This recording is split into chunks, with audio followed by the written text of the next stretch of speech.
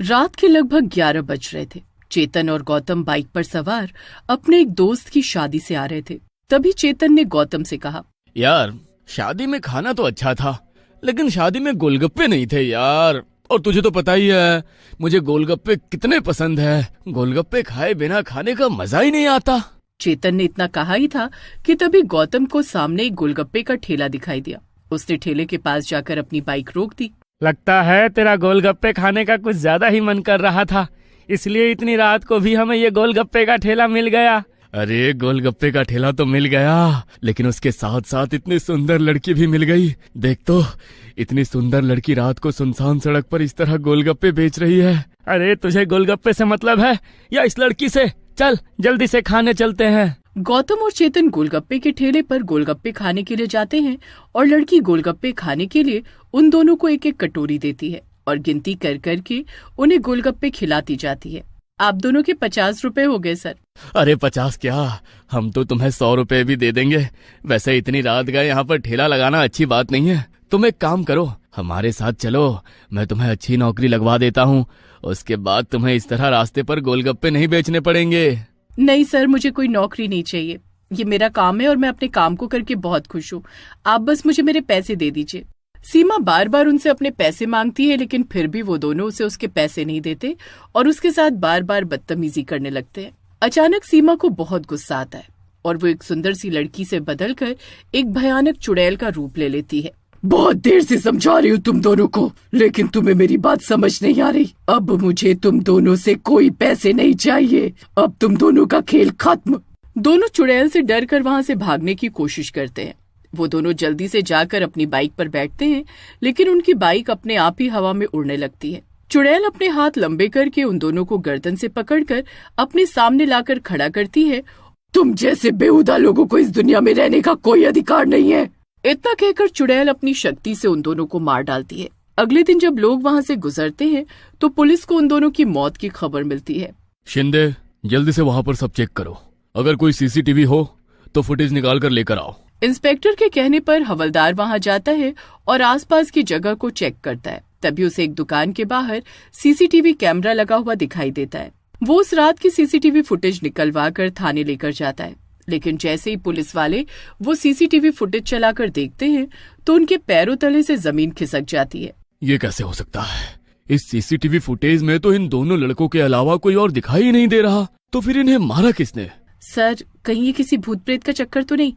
क्योंकि सिर्फ भूत प्रेत ही कैमरे में रिकॉर्ड नहीं होते। हो ना हो इन्हें किसी भूत ने ही मारा है। मुझे एक बात सच सच बताओ गायत्री, तुम पुलिस में टेस्ट क्लियर करके भर्ती हुई हो या किसी की सिफारिश लगवा के?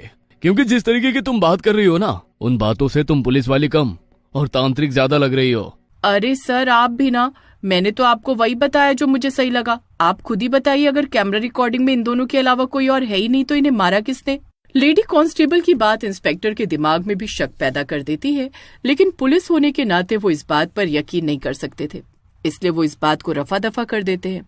कुछ दिन बाद कुछ लोग पुलिस स्टेशन के बाहर आकर पुलिस वालों के खिलाफ विद्रोह कर देते हैं। ये सब पुलिस वाले सिर्फ सरकार के पैसे खा रहे हैं। यहाँ इतने महीनों से सावित्री चौक पर इतने कत्ल हो गए, लेकिन अभी तक इनको पता नहीं लगा कि आखिर लोगों को मार कौन रहा है। मेरे पति का कातिल आज तक नहीं मिला। कैसा कानून है ये? देखिए मैडम, हम भी उस खूनी को ढूंढने की कोशिश कर रहे हैं, लेकिन हमें पता ही नहीं लग पा रहा है कि वो है कौन। जितनी बार भी हमने सीसीटीवी की फुटेज चेक की है, उतनी बार हमें वहाँ पर कोई नजर ही नहीं आया। फुटेज में सिर्फ वही लोग नजर आते हैं जिनका कत्ल हुआ। कत्ल करने वाला कैमरे के सामने दिखाई ही नहीं देता। अरे कत्ल करने वाला इंसान है या भूत जो कैमरे के सामने दिखाई नहीं देता? आप सब लोगों की काम करने की नीयत ही नहीं है, वरना क्या अब तक एक कातिल नहीं पकड़ा जाता? आप लोगों के खिलाफ तो शिकायत होगी, शिकायत, तभी आप लोगों की अकल ठिकाने आएगी। पुलिस वाले बड़ी ही मुश्किल से लोगों की भीड़ को वहाँ से भेजते हैं। तभी पुलिस इंस्पेक्टर बड़ी ही टेंशन में बाकी सबसे कहता है, ये केस बहुत ही अजीब होता जा रहा है। अब से हमें छुपकर वहाँ पर नजर रखनी होगी। वो खूनी ज्यादा दिन तक चुप नहीं बैठेगा, पर इस बार जैसे ही वो ऐसा करने की सोचेगा, हम मौके पर ही उसे पकड़ लेंगे। लेकिन सर, अगर वो खूनी कोई भूत हुआ और उसने हमें पकड़कर मार डाला तो क्या होगा? तुम्हारा दिमाग तो खराब नहीं हो गया है?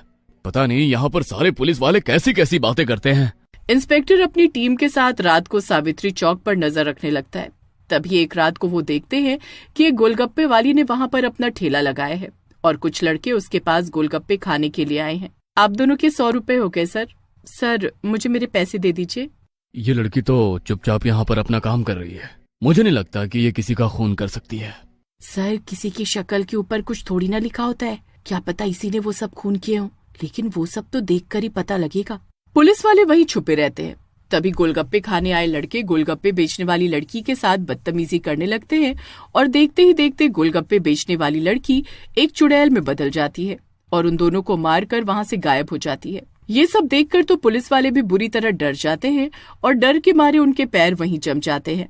मैंने आपसे कहा था ना सर कि ये किसी भूत का काम है, और अब तो हमने अपनी आंखों से देख लिया है कि इन दोनों लड़कों को चुड़ैल ने मारा है। हम जल्दी से यहाँ से निकल जाते हैं, वरना अगर उसके हत्थे चढ़ गए तो क्या पता वो हमें भी मार डाले। नहीं बबीता, इस मामले को हम जैसा सोच रहे हैं ये मामला मुझे कुछ अलग ही लग रहा है। इसके लिए हमें पुजारी जी की मदद लेनी होगी। पुलिस इंस्पेक्टर अगली सुबह अपनी टीम को लेकर गांव के मंदिर पहुंच जाता है। वहां जाकर वो पुजारी जी को सारी बात बताते हैं। पुजारी जी रात को उस चुड़ैल को पकड़ने के लिए सावित्री चौक पर जाते हैं। वहां पर गोलगप्पे का ठेला लगा हुआ था और गोलगप्पे बेचने के लिए एक सुंदर सी लड़की वहां खड़ी थी। पुजारी जी समझ गए थे कि ये वही चुड़ैल है, लेकिन इससे पहले कि पुजारी जी कुछ कर पाते, गोलगप्पे वाली चुड़ैल का ध्यान पुजारी जी पर चला गया और वो तुरंत ही वहां से गायब हो गई। अरे नहीं, मुझे पहले ही सावधान होकर जाना चाहिए था। ये तो मुझे देखते ही गायब हो गई। इसे पकड़ने के लिए मुझे कुछ और तरीका अपनाना होगा। अगले दिन पुजारी जी एक जवान लड़के को वहां पर भेजते हैं। आज भी वहां पर गोलगप्पे का ठेला लगा हुआ था। पुजारी जी अपने साथ लाए हुए लड़के नितिन को वहां पर गोलगप्पे खाने के लिए भेज देते हैं। आप बस 2 मिनट रुकिए, मैं अभी आपके लिए गोलगप्पे लगाती हूँ। पुजारी जी वहाँ एक पेड़ के पीछे ही छिपे हुए थे। गोलगप्पे वाली नितिन को गोलगप्पे बनाकर देती है। नितिन उससे काफी सारे गोलगप्पे खा जाता है। सर आपके 70 रुपए हो गए। गोलगप्पे वाली के कहते ही नितिन उसे अपनी जेब से पैसे निकाल कर दे देता है और वहाँ से जाने लगता है। तभी वो कहती है, तुम ऐसे पहले लड़के हो जो बाकी लड़कों की तरह नहीं है, इसलिए तुम बच गए। गोलगप्पे वाली नितिन के साथ बातों में उलझ जाती है और इसी बात का फायदा उठाकर पंडित जी उसके ऊपर गंगा जल छिड़क कर उसे कैद कर लेते हैं। उसके चारों तरफ एक गोल घेरा बन जाता है। सुंदर सी लड़की से बदलकर अब वो एक भयानक चुड़ैल का रूप ले लेती है। वो घेरे से बाहर निकलने की कोशिश करती है, लेकिन ना तो वो घेरे से बाहर निकल पाती है और ना ही वहाँ से गायब हो पाती है। ये क्या किया तुम लोगों ने? मुझे छोड़ो, मुझे इस घेरे से आजाद करो। अब तो तू तभी इस घेरे से आजाद होगी जब तू ये बताएगी कि तूने क्यों इतने सारे लड़कों की जान ली। सच सच बता कि आखिर तूने ये सब क्यों किया। अगर ऐसा नहीं करती तो और क्या करती? वो सब इसी के लायक थे, इसलिए मैंने उन्हें मौत के घाट उतार दिया। आज से 3 साल पहले यहाँ पर मैं अपना गोलगप्पे का ठेला लगाती थी, लेकिन कुछ लड़कों ने मेरे साथ बदतमीजी की और मुझे मार डाला। और ना जाने कितनी लड़कियों के साथ हर रोज ऐसा होता है। मैं आज भी यहाँ पर अपना गोलगप्पे का ठेला लगाती हूँ, ताकि अगर कोई ऐसी मानसिकता का लड़का मेरे पास आए तो मैं उसे जिंदा न छोड़ूं, ताकि आगे जाकर वो किसी और की जिंदगी खराब न कर पाए। मैं मानता हूँ कि तुम्हारे साथ जो भी हुआ बहुत गलत हुआ, लेकिन किसी को उसके कर्मों की सजा देना भगवान का काम है और यहाँ पर भी न्याय करने के लिए पुलिस है। तुम ये सब बंद करो और मुक्त हो जाओ। नहीं, मैं मुक्त नहीं होना चाहती।